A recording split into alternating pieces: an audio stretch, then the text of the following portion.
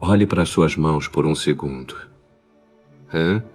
Se estivéssemos no ano de 1400 e você tivesse um pequeno corte infeccionado numa delas, sua melhor opção de tratamento seria um barbeiro, pressionando um ferro quente contra a sua pele para cauterizar a ferida, sem anestesia. Sem luva, sem álcool. Se você tivesse sorte, o ferro resolvia. Se não tivesse, um cirurgião com um serrote enferrujado decidia se o seu braço continuava no corpo ou não. Isso é o que significava estar vivo há 600 anos. Uma unha suja, um copo de água errado, um dente inflamado. Qualquer coisa que hoje você resolve com uma ida à farmácia podia te colocar numa situação onde a única pessoa entre você e a morte era um desconhecido segurando uma lâmina. E sabe o que é mais perturbador? O rei mais poderoso da Europa vivia pior do que você vive agora. Ele tinha coroas de ouro, castelos e exércitos, mas bebia água que você jogaria fora sem pensar duas vezes. Comia carne conservada em sal que arrebentaria o seu estômago e passava semanas inteiras enlouquecendo com uma dor de dente que nenhum médico do reino conseguia resolver. Você tem hoje, no bolso do seu celular, mais acesso a conhecimento médico do que todos os conselheiros reais da França reunidos tinham há 6 séculos. Mas se a vida era brutal até para quem usava coroa, imagina para quem acordava descalço numa cabana de barro. Nesse vídeo, eu vou te levar para dentro de um ano específico da história, 1400, e vou te mostrar como era realmente acordar, trabalhar, comer, adoecer, rezar e tentar sobreviver naquele mundo. Um mundo que tinha um inimigo invisível, que a maioria dos livros de escola mal menciona, algo que ninguém via, ninguém entendia, mas que era capaz de esvaziar cidades inteiras em semanas. E o que as pessoas faziam para tentar se salvar vai te deixar sem reação. Aliás, se você estiver no ônibus, na academia ou deitado no sofá, fica comigo. Porque depois de entender como era a vida real em 1400, você nunca mais vai olhar para o seu café da manhã da mesma forma.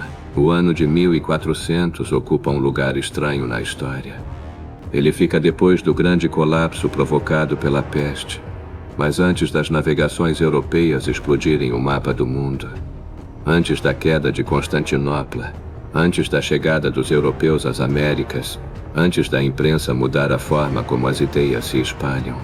É um mundo preso entre ruínas e começos, que ainda cheira a Idade Média, mas já começa a ranger como se algo novo estivesse tentando nascer por baixo da lama. Só que para a maioria das pessoas, isso não parecia uma era de transição.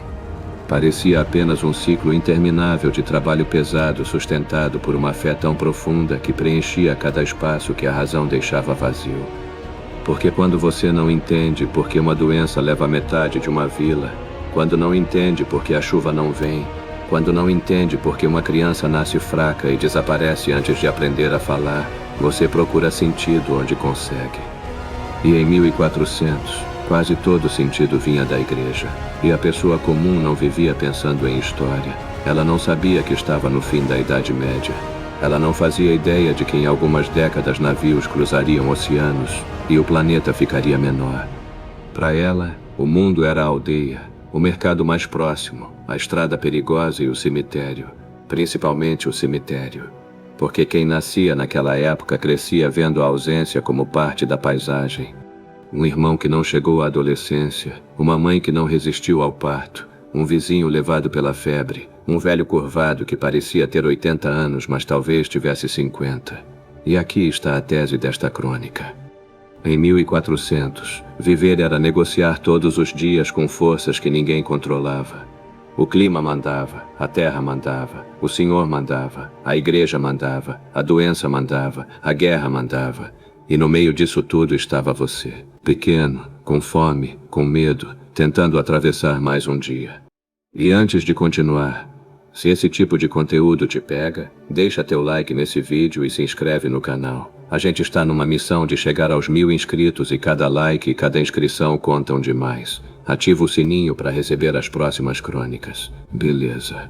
Vamos voltar, porque a partir daqui a história fica sinistra. Se você nasceu pobre em 1400, Sua vida provavelmente começou dentro de uma construção simples feita de madeira, barro e palha, com o chão de terra batida e um fogo permanente que deixava tudo impregnado de fumaça. A roupa, o cabelo, o ar que você puxava para dentro do pulmão. Privacidade quase não existia.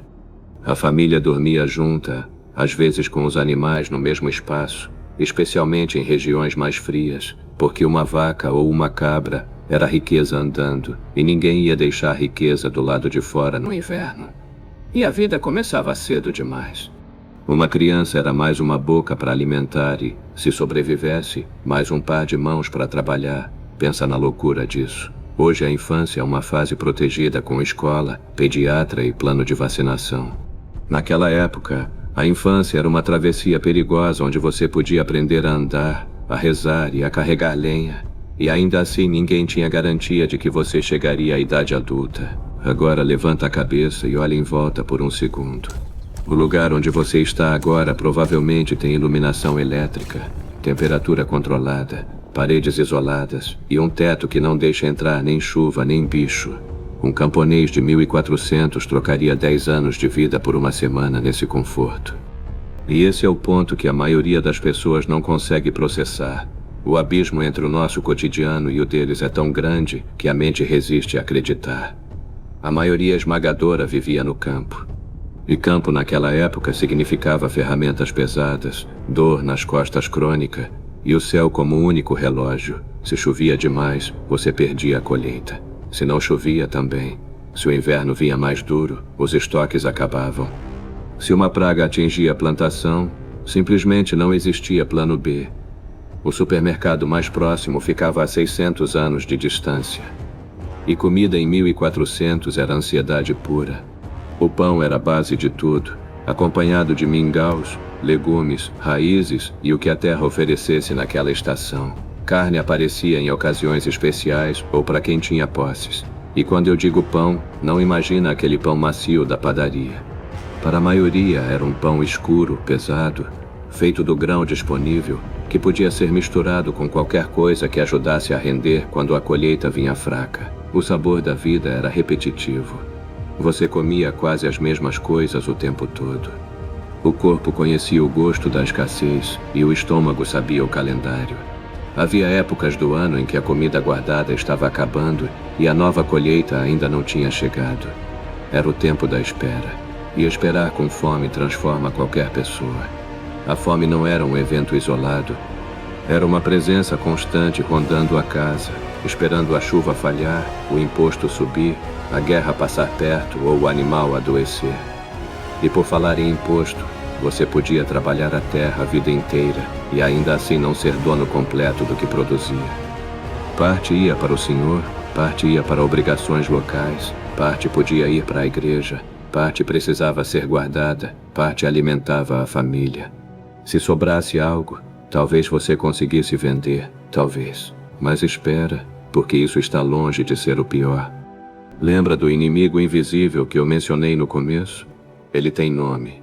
E o mundo de 1400 ainda estava completamente assombrado por ele. A peste negra. Ela tinha atravessado a Europa algumas décadas antes como uma força que ninguém conseguia explicar. Famílias inteiras desapareceram. Vilas perderam braços, vozes e nomes.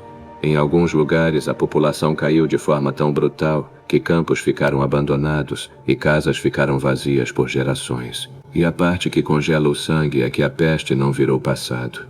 Ela deixou medo no ar, voltou em ondas, marcou a cultura, entrou nas imagens das igrejas, nas histórias, nas orações. Quem estava vivo em 1400 cresceu num continente que ainda se lembrava do cheiro da perda. Imagina uma sociedade inteira tentando continuar depois de ver a ordem natural das coisas quebrar. E aqui aconteceu algo fascinante. Os vivos herdaram casas de gente que desapareceu. Trabalhadores ficaram mais valiosos porque faltava mão de obra. E os camponeses começaram a perceber algo perigoso para qualquer elite. Se todo mundo precisa do meu trabalho, talvez eu tenha algum poder. A peste trouxe horror, mas também rachou a estrutura social. Depois dela, muitos camponeses já não aceitavam tudo em silêncio. Revoltas explodiram em diferentes lugares da Europa. O medo dos pobres começou a incomodar os ricos, e essa é uma verdade histórica que se repete com consistência assustadora. Depois de uma catástrofe, o mundo finge que volta ao normal, mas por baixo alguma coisa muda de forma irreversível. Em 1400, essa mudança estava ali tremendo, ainda tímida, ainda reprimida, mas viva. Só que para a pessoa comum, essas forças enormes apareciam de um jeito muito simples. Um senhor exigindo mais, um cobrador batendo na porta, um soldado passando pela estrada, uma revolta sendo esmagada em algum lugar. E você ali, ouvindo boatos sem saber o que era verdade, porque notícia naquela época viajava com pernas humanas. Um mercador dizia uma coisa, um peregrino dizia outra, e a informação chegava deformada, misturada com medo, fé, exagero e imaginação. E se você adoecesse nesse mundo, a situação ficava ainda mais perturbadora.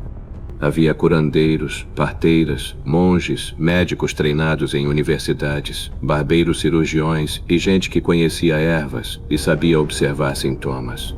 Mas o conhecimento era limitado, muito limitado. Um tratamento podia ajudar ou piorar com a mesma probabilidade.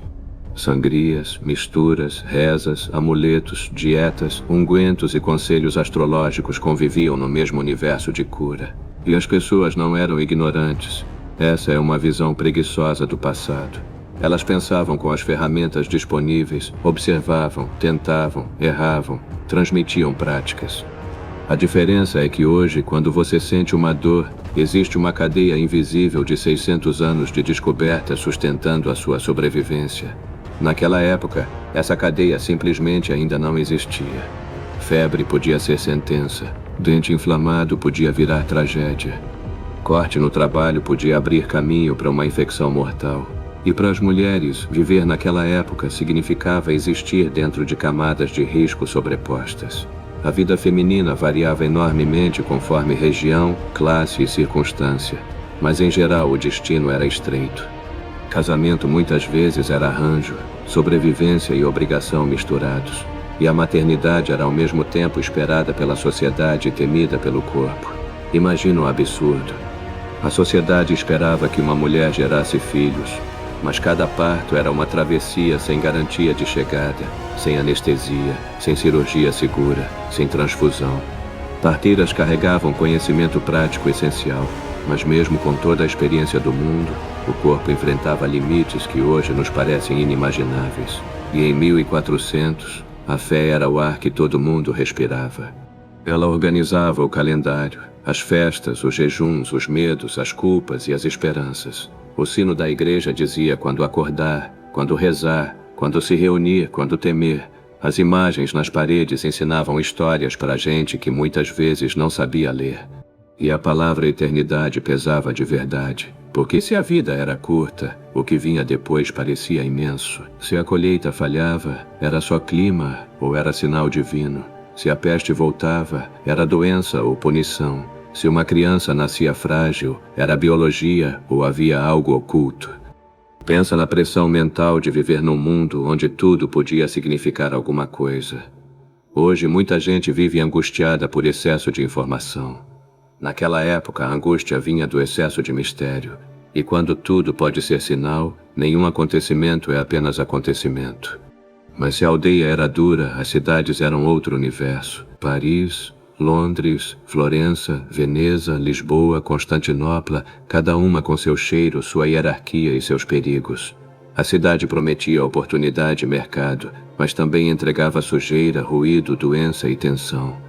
As ruas podiam ser estreitas, com o cheiro de couro curtido, peixe, suor, fumaça e esterco se misturando como se a cidade inteira fosse um organismo quente e cansado. E mesmo assim a cidade atraía, porque no campo a vida podia ser previsível demais enquanto na cidade existia chance. Um jovem podia entrar como aprendiz numa oficina e trabalhar com metal, tecido, couro ou construção.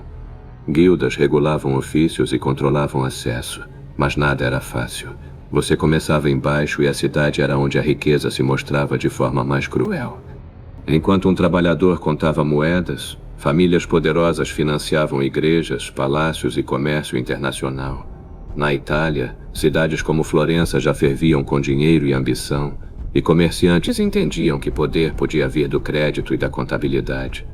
O mundo medieval ainda respirava, mas dentro dele já havia uma engrenagem nova girando, e qualquer escorregão podia te jogar na miséria sem aviso. Um acidente, uma doença, a perda do trabalho, e de repente você dependia de caridade, da paróquia ou da boa vontade de gente que talvez te julgasse enquanto te ajudava. E viajar em 1400 era se expor ao desconhecido. Estradas ruins, pontes que cobravam taxas, florestas perigosas, fronteiras confusas, senhores locais controlando passagens, guerras fechando caminhos e doença te pegando longe de qualquer socorro. Mesmo assim, peregrinos, mercadores, soldados, mensageiros e estudantes enfrentavam essas estradas todos os dias, e cada viajante carregava histórias.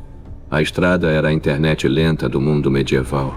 Por ela circulavam rumores, tecidos, especiarias, moedas, canções, medos e mentiras. E enquanto um camponês europeu nunca viajava além de alguns quilômetros, o mundo real estava mudando longe dos seus olhos. Na China, a dinastia Ming consolidava um império gigantesco. Poucos anos depois, o imperador Yongle reconstruiria Pequim como centro imperial, a cidade proibida surgiria como símbolo de poder cósmico, e frotas enormes navegariam pelo Oceano Índico. Pensa no contraste. Enquanto um europeu tremia numa casa escura tentando guardar grãos para o inverno, em outra parte do planeta um império organizava burocracias, palácios, exércitos e viagens marítimas em escala impressionante. Na Ásia Central, Timur projetava medo com conquistas violentas. Em 1402, ele derrotaria os otomanos na Batalha de Ankara, capturando o sultão Bayezid e dando a Constantinopla mais algumas décadas de respiro antes da queda inevitável. A história às vezes não salva, só adia. Nas Américas, sociedades complexas se desenvolviam sem saber que do outro lado do oceano havia reinos que um dia chegariam com ferro, cruzes e doenças devastadoras. Os mexicas construíam poder no México, os incas se preparavam para expandir nos Andes. Algumas das maiores forças das Américas ainda estavam no aquecimento, como se a história estivesse prendendo o ar. E quem vivia em 1400 não sabia que estava antes de algo. Antes da queda de Constantinopla, antes das caravelas portuguesas, antes de Colombo, antes da imprensa de Gutenberg, antes de Lutero, antes do mundo moderno quebrar a casca, a pessoa comum estava dentro de um presente absoluto, e o presente era pesado. Na Europa, a Guerra dos 100 Anos ainda arrastava França e Inglaterra num conflito longo e destrutivo. Para o povo, isso significava saque, imposto, recrutamento e campos arruinados. Imagina você trabalhando meses na terra e um grupo armado atravessando a região. Eles não precisam te odiar. Só precisam de comida, abrigo e passagem.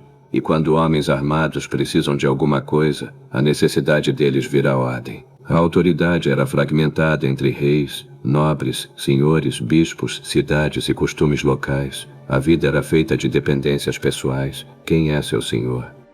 A quem você deve? Quem pode te julgar? Quem te protege? E a pergunta mais terrível, e se quem te protege também é quem te explora? Proteção e opressão embaladas no mesmo pacote. O castelo visto de longe podia significar segurança, mas também lembrava quem mandava, quem tinha muralha, quem tinha homens armados. Quando olhamos para castelos hoje e pensamos em romance, estamos vendo só a casca. Para muita gente da época, um castelo era uma sombra de pedra sobre o horizonte. Mas mesmo com tudo isso, as pessoas viviam, e isso importa. Porque quando a gente olha para 1400 só como miséria, perde metade da verdade. As pessoas riam, cantavam, dançavam, contavam histórias, celebravam casamentos, guardavam roupas melhores para dias santos e sentiam orgulho do ofício que dominavam. O ser humano sempre encontra frestas. Mesmo no mundo duro, havia música, comida compartilhada em ocasiões especiais, beleza em iluminuras e vitrais, vizinhos ajudando vizinhos e crianças brincando com o que tinham. E talvez seja isso que torna 1400 tão poderoso como tema. Era um mundo onde a alegria existia sem anestesia. Quando havia festa, era porque o resto do ano pesava. Quando havia pão fresco, ele importava de verdade. Quando alguém sobrevivia a uma doença, aquilo parecia milagre. Nós, hoje, estamos cercados de confortos que viraram invisíveis. A luz acende, a água sai, o remédio chega, a geladeira conserva, o hospital existe, a previsão do tempo avisa. Em 1400, quase nada disso protegia você. E aqui vem a reflexão mais desconfortável de toda essa crônica. Talvez a diferença entre nós e eles não seja inteligência, nem coragem, nem mérito. Talvez seja infraestrutura. A gente gosta de imaginar que somos mais racionais, mais fortes, mais livres, mas tira a eletricidade, a medicina, o saneamento, o abastecimento e a internet. E de repente o ser humano moderno começa a entender o medieval, porque em 1400 a vida revelava uma verdade que o mundo moderno tenta esconder. A civilização é uma camada fina, muito fina. Por baixo dela ainda existe tudo aquilo que achamos que ficou no passado. A diferença é que hoje a camada é mais brilhante e mais tecnológica, mas continua sendo camada. E a história é perigosa justamente por isso.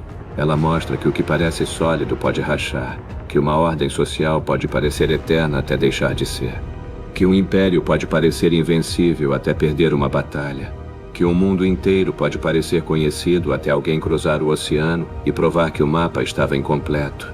Estar vivo em 1400 era viver antes da explosão. E talvez o mais impressionante seja que a pessoa comum não sabia que estava no limiar.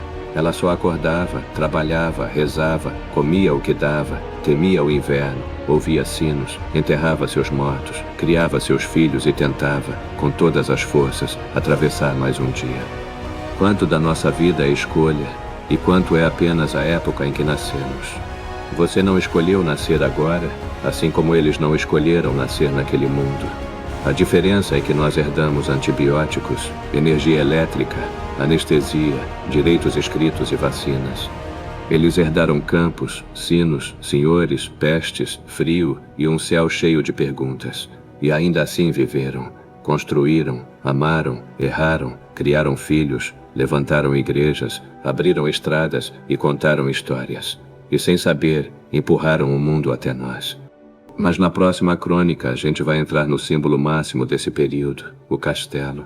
E esquece a imagem de conto de fadas, porque viver dentro de um castelo medieval podia ser muito mais desconfortável, paranoico e sombrio do que qualquer filme mostra. Por trás das muralhas havia poder, mas também havia um segredo que quase ninguém conta. Se inscreve no canal, deixa teu like, ativa o sininho. A história é mais escura do que parece. Te vejo na próxima crônica.